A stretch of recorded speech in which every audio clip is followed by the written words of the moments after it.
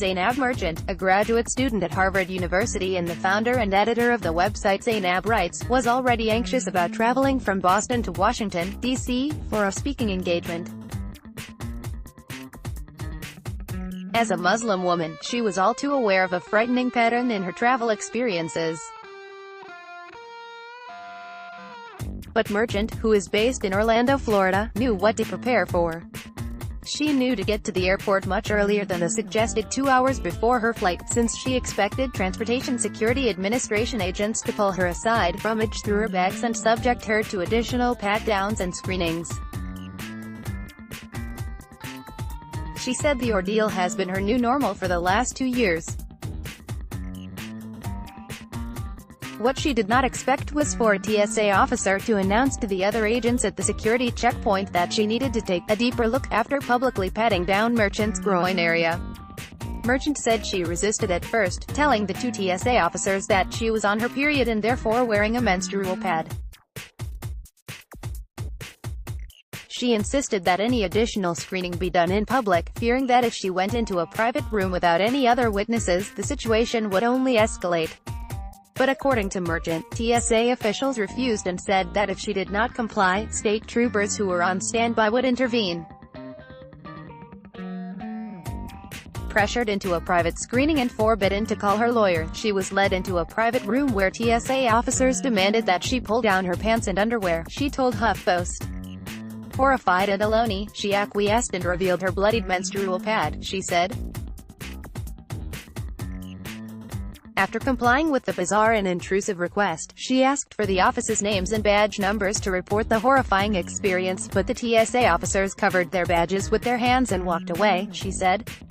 Since September 2016, Zainab Merchant has undergone a series of intrusive, humiliating searches. Every time she has sought to board an airplane or re-enter the United States, the ACLU says. The disturbing incident was only one of numerous instances of profiling and excessive searches that the 27-year-old Merchant said she has endured in the last 2 years. Since September 2016, she has undergone a series of what the American Civil Liberties Union calls intrusive, humiliating searches, often in ways that appear duplicative and unnecessary, every time she has sought to board an airplane or re-enter the United States. This week, the ACLU filed a formal complaint with the Department of Homeland Security on her behalf, calling for an end to her being singled out during her travels. The ACLU believes she has been subject to repeated and unnecessary screening because she was placed on a government watch list.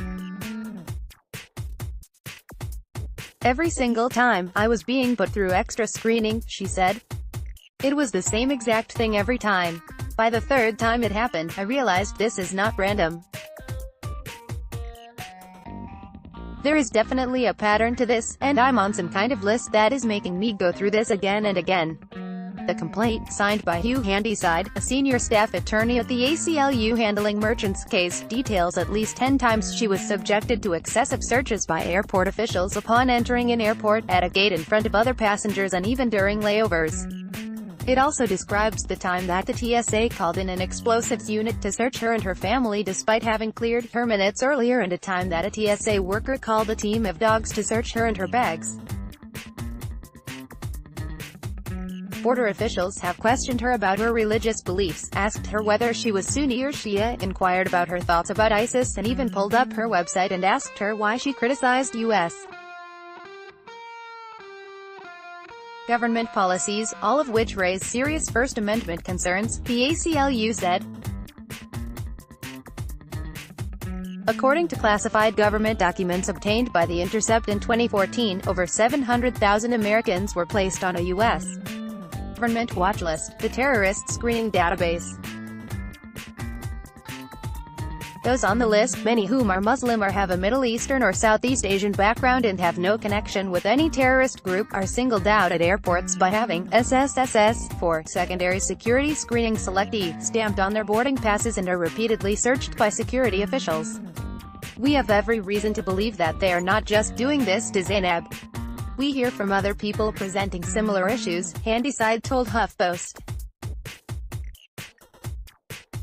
This is a major concern for members of Muslim communities, members of Arab or Middle Eastern or Southeast Asian communities. Being placed on the watch list is a constant fear in Muslim communities.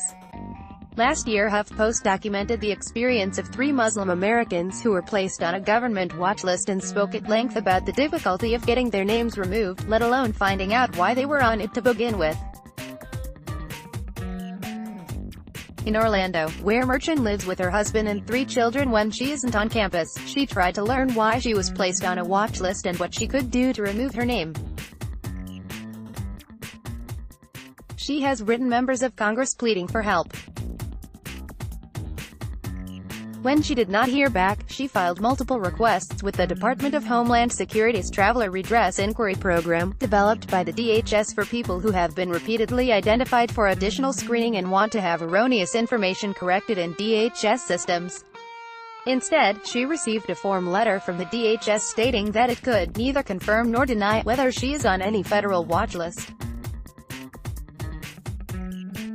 She also applied for Global Entry, a Customs and Border Protection program that allows expedited clearance for approved travelers. Her application was denied. When HuffPost reached out to the TSA, a spokesperson responded with a statement regurgitating what it told Merchant. The Department of Homeland Security can neither confirm nor deny whether someone is on a watch list or provide any information about an individual who may be on federal watch lists or reveal any law enforcement sensitive information. The spokesperson said she should utilize TRIP, which she already tried, to no avail. A CBP spokesperson told HuffPost that the agency could not comment on pending litigation, but that it took all allegations seriously and investigates all formal complaints. The ACLU has called for investigation into the conduct of TSA and CBP officers and for the release of relevant records in Merchant's case. It's important for the public to understand, it's important for courts, it's important for the government to understand that when you do this to someone repeatedly, when you single them out, when rifle through their belongings in front of everybody, and when you do that again at the gate in front of passengers they are about to travel with, you are exacting a real psychological mental toll, Handyside said. You're putting these people through highly stigmatizing experiences. Merchant said she is being punished for speaking out. Since she has done so, a few of her family members and friends have distanced themselves from her and her family, others have cut contact completely.